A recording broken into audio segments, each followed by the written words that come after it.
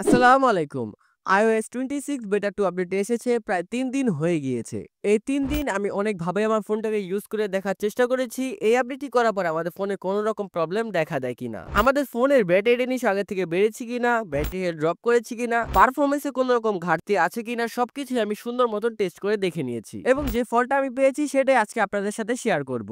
তো বেশি কথা না বাড়িয়ে চলুন ভিডিওটাকে শুরু করা যাক। সর্বপ্রথমে যদি কথা বলি এই আপডেটটি করার পরে আমাদের ফোনে কোনো রকম প্রবলেম দেখা দিয়েছে কিনা। যেমন কি আপডেটটি করার পরে আমাদের ফোনে আমি কোনো রকম প্রবলেম দেখতে পাইনি, গ্রিন লাইন অথবা গ্রিন স্ক্রিন এরকম কোনো প্রবলেমই আমি দেখতে পাইনি। কিন্তু যেহেতু এটা একটা বেটা আপডেট, তো আপডেটটি করলে গ্রিন লাইন ইস্যু হতেও পারে। তাছাড়া মোবাইলে ইন্টারনেট, ওয়াইফাই, ব্লুটুথ সবকিছু সুন্দর মতনই কাজ করছে। অনেক সময় নতুন আপডেট দেওয়ার পর আমাদের ফোনের নেটওয়ার্ক ইস্যু দেখা দেয়, কিন্তু এরকম কোনো প্রবলেম আমি দেখতে পাইনি। এবং যেমনটা iOS 26 এ বেটা 1 আপডেটটি করার পর আমাদের ফোনে অনেক বেশি ল্যাগিং ইস্যু দেখা দিচ্ছিল এবং হিটিং ইস্যু অনেকাংশে বেড়ে গিয়েছিল।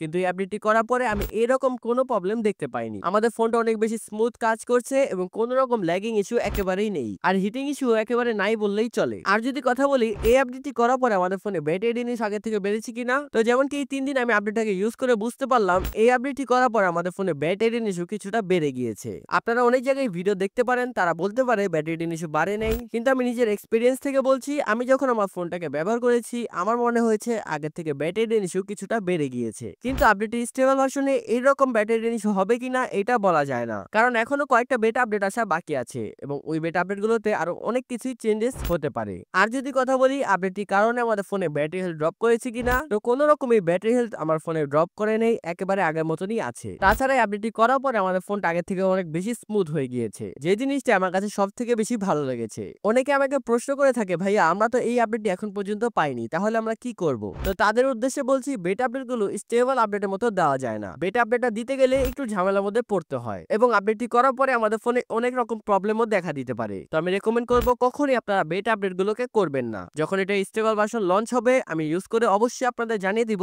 আপডেটটি করা উচিত হবে কিনা। এর বাইরে আপনাদের মনে যদি কোনো রকম কোয়েশ্চেন থাকে অবশ্যই কমেন্টে জানাবেন, আমি আপনাদের কমেন্টে রিপ্লাই দেওয়ার চেষ্টা করব। তো আপনাদের মূল্যবান সময়টুকু আর নষ্ট করছি না, আজকের এই ভিডিওটা ছিল এই পর্যন্তই। ভিডিওটা ভালো লাগলে অবশ্যই একটা লাইক করে দিবেন এবং চ্যানেলে নতুন হলে চ্যানেলটাকে সাবস্ক্রাইব করে আমার সাথেই থাকবেন। ধন্যবাদ সকলকে, দেখা হবে নতুন একটা ভিডিওতে।